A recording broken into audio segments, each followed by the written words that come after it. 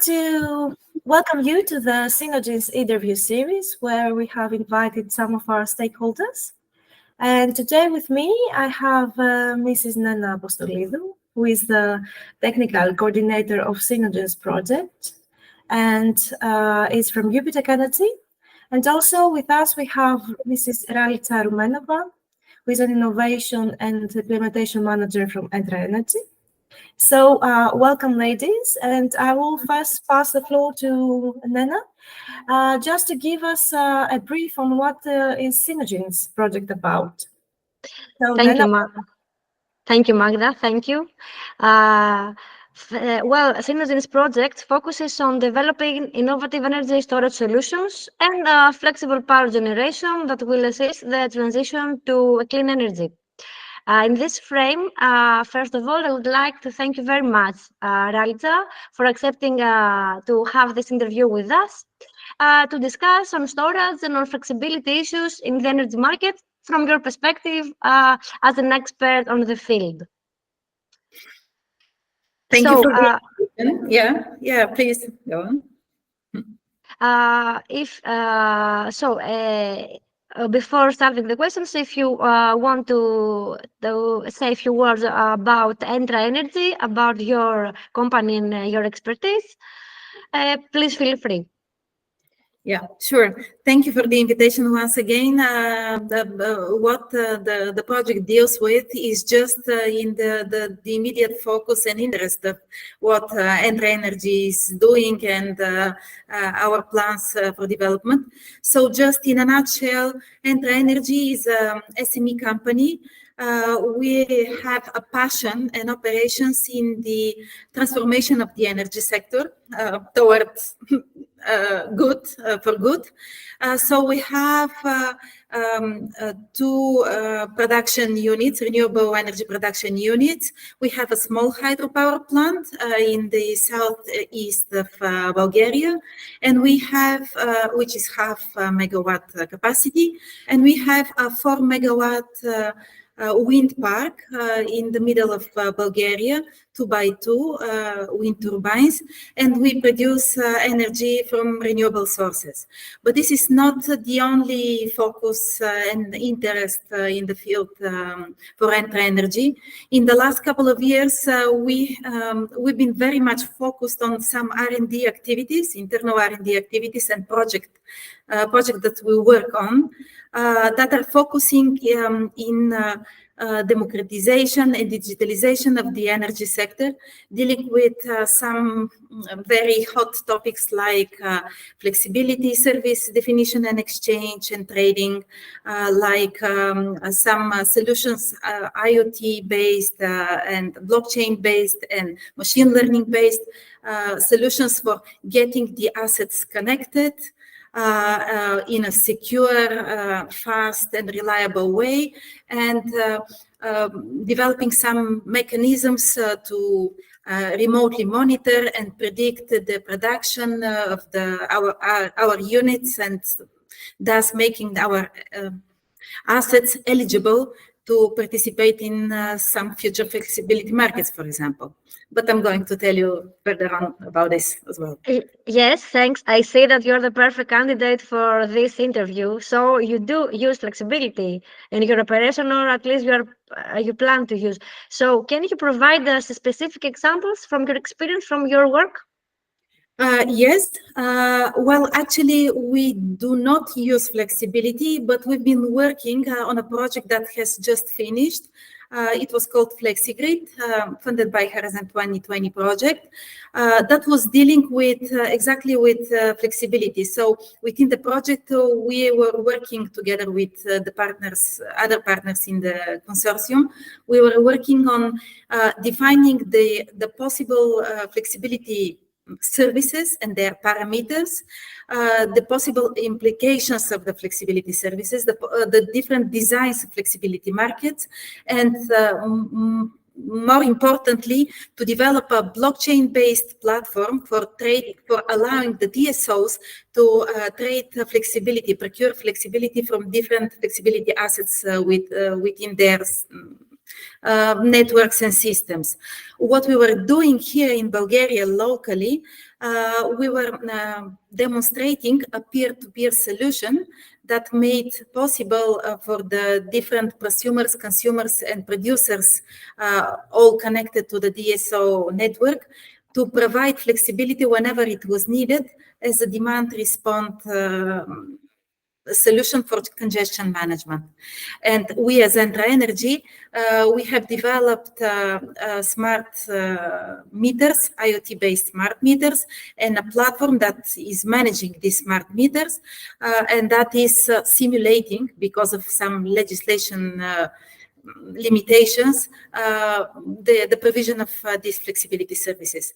So just in short, we are very much aware and into all the specifics and challenges in what it should take for a flexibility service provider, including someone as ourselves, like a renewable energy producer, to take part, to become eligible and take part in provisioning of flexibility services. Okay, this is very interesting that you are saying. So, can you tell us how do up-to-date government policies and regulations in your country, for your case, impact your organization, this approach, the flexibility? Yeah, sure. That's a very hot topic as well, and a critical portion of the topic in general. So currently the legislation in Bulgaria, and not only in Bulgaria, from what we see from the projects that we participate, does not actually allow and regulate a flexibility exchange.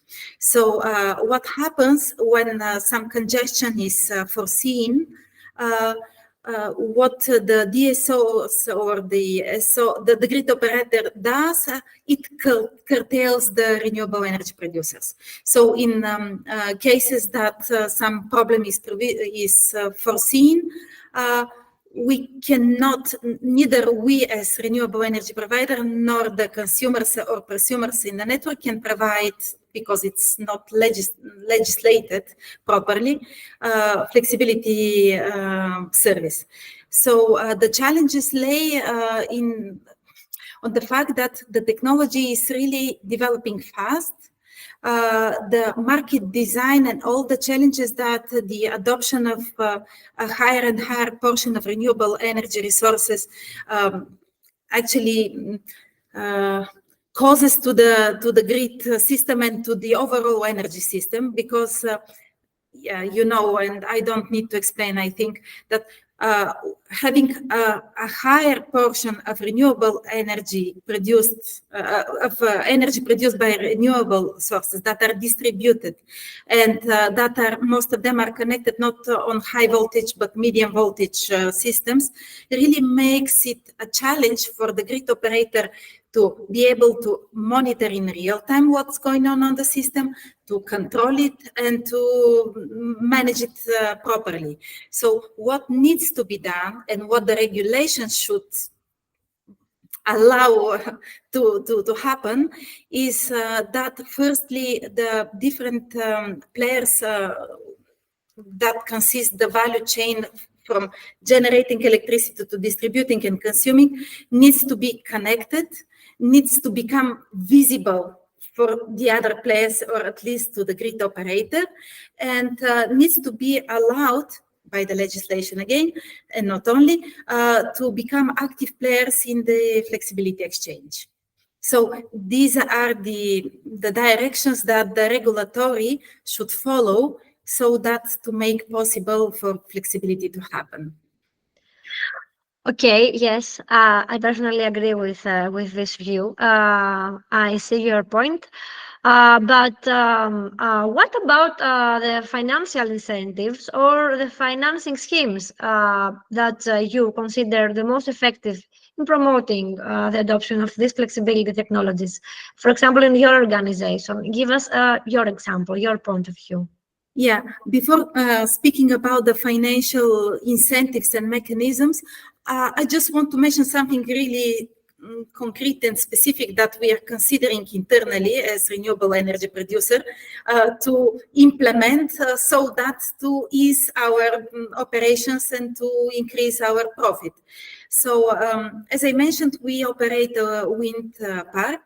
And this wind park currently, whenever a congestion is foreseen, it is curtailed. But that's not the only challenge that we have.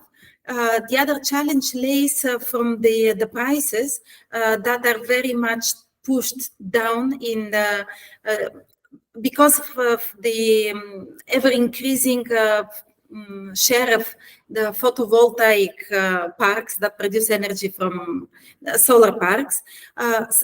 You know, and this is a common problem not only in Bulgaria but across Europe, we have in some time intervals the prices going to zero or close to zero. So in such periods, and currently we are working on that. We are developing an application and a solution that not only allows us to monitor remotely the performance of our wind turbine and predict the production and everything, but now we are working on a mechanism that will allow us to foresee where these periods will happen, collecting information about the day-ahead prices, and stop the operations of the wind turbine during this period that have a low or close to zero price, so that we save from amortization of the wind park. So speaking about financial mechanisms and potential solutions, if we can include a battery storage. We've been discussing internally, and we've been making some calculations, etc., of just integrating a battery solution, so that during these periods of low energy price, instead of stopping the operation of the wind turbine, just to start collecting this and saving the energy in the battery storage, and then provide it as a flexibility service or as an energy shifting. But this is costly, so it costs some financial capex, etc. So any kind of financial mechanisms, coming to your question, every time of financial mechanisms that will allow us to and get it more affordable for renewable energy producers to be able to buy batteries, to play a bit with what the model should be, how the operation should happen, because I'm sure there will be some challenges, even technological challenges, that we cannot foresee at the moment. So any kind of grants for making more affordable for buying some battery storages and use it as a flexibility for energy shifting is a financial mechanism that will be great for us. Also, any kind of research and development grant that will help players like us, renewable energy producers, to play a bit, to implement battery storage, to see how it happens, to manage this complex system will really help us increase the knowledge and the experience of how such kind of systems can work, and is going to be considered as a good beneficiary, even funding instrument, not only data and knowledge creation mechanisms. Okay, yes, totally see your point. Thank you for this analysis.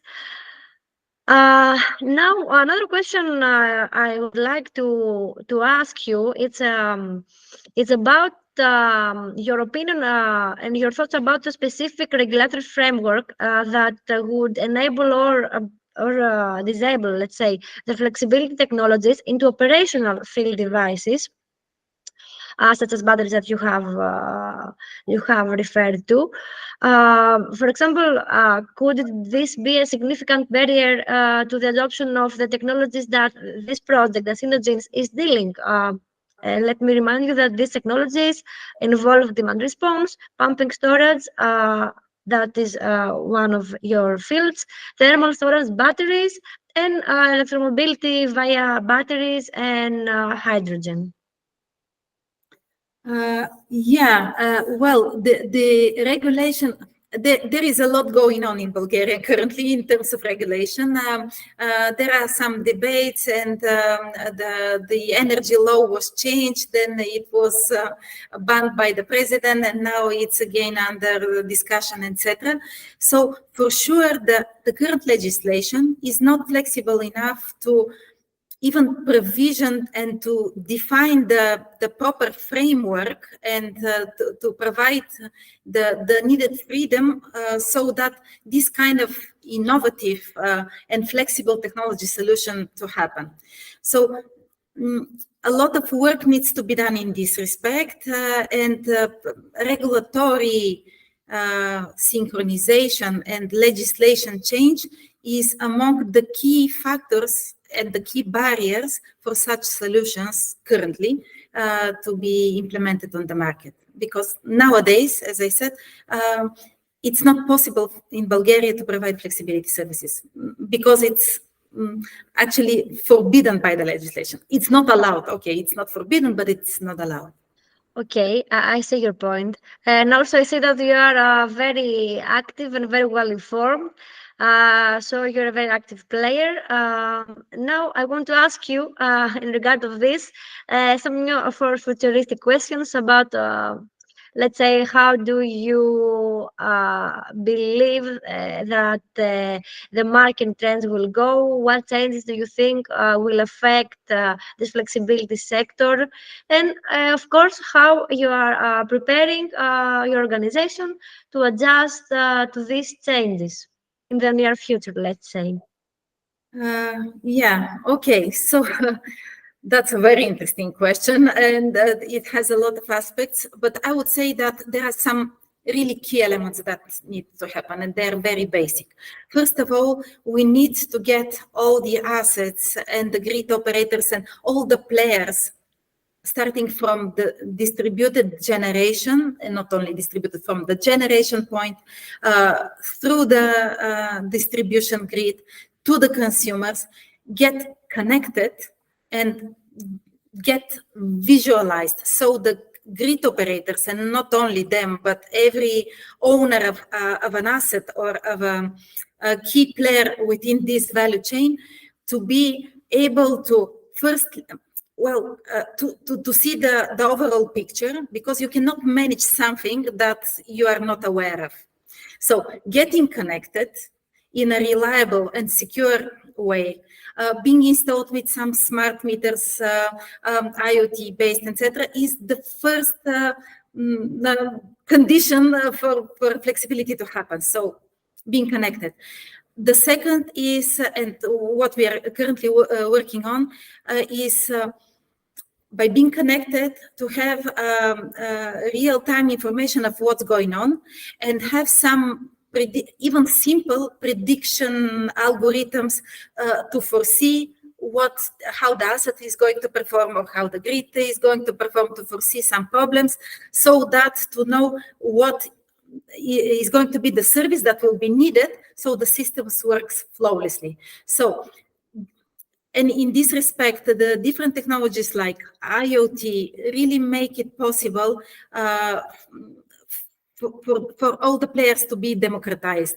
I'm just going to give you an example. That's another project that we are working on, again with our wind turbine. We are part of a Smart 5 Grid project, another project that is a research project under Horizon 2020. And in this case, we are the project leader, use case leader in for a service that makes it possible for a renewable energy asset to be monitored in real time, and to allow some predictive maintenance algorithms to be further developed over 5G. Taking advantage of the evolving 5G technologies, of the real-time millisecond delay, etc., all these features of the connectivity. So getting the assets connected, choosing the right infrastructure for getting all these devices and elements connected, and applying some smart and machine learning and the smart algorithms to predict what's going to happen is the very basic. Getting some storage systems connected and interconnected with the existing facilities and assets is the very basic to build upon for the future development of the different kind of flexibility services and for smarter and more reliable management of the energy system. Okay, I see your points, and I see how you finally envision the expansion of these energy flexibility markets in the future. I think that both regionally and in Europe, you have referred to some very critical points for this expansion.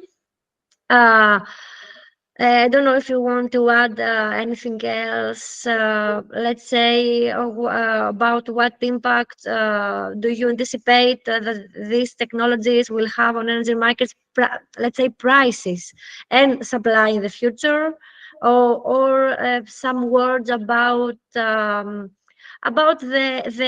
kind of innovations or technological developments that you consider most relevant for your organization. Of course, you have mentioned many, but if you want to say a few words or something add about this to conclude to this point.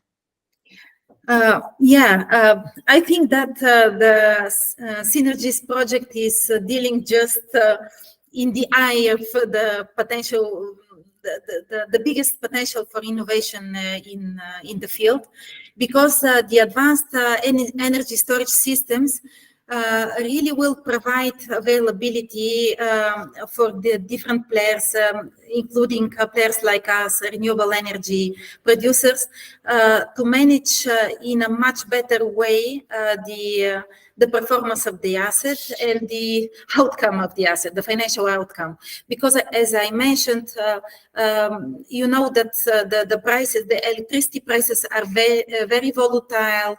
They're very much dependent on the renewable resources. Sometimes they get close to zero, sometimes they get even negative, and the possibility to integrate solutions, smart storage solutions, that will ease this discrepancy and that will flatten a bit the potential, the earning potential for players like us, will really bring a direct benefit, could really bring direct benefit for the operations of every renewable asset producer. This will increase the adoption of renewable energy produced from renewable sources, because nowadays I'm sure that the newcomers in the field will be very much focused on what the earnings could be, what the cost will be, what's the bankability of the project. And this price fluctuation is something that really makes it hard for the new projects to be developed, on top of the interconnection issues, on top of everything. So if there are some innovative solutions that will allow the players in the market to manage the energy in a wiser way and to increase the potential revenue of the energy produced, and at the same time provide by demand response services, etc., some services to the grid operator that is also struggling to accommodate all this energy generated and to meet the constantly increasing need of energy consumption and change in the energy consumption profile. This kind of innovative solutions, and what actually Synergies is working on, could be the answer of all these very hot topics that are now acting as bottlenecks for the energy transformation to happen in a most effective way. Okay, yes, I agree with this opinion, and that's why what SINNOGENES is trying to do via the innovative solutions that we are developing, and we will promote it in this project. So, Ralitsa, thank you very much for having this conversation with us. It's been a pleasure. Likewise, thank you. Thank you very much for inviting me. Thank you for this fruitful and interesting discussion. And thank you everyone for joining this interview today.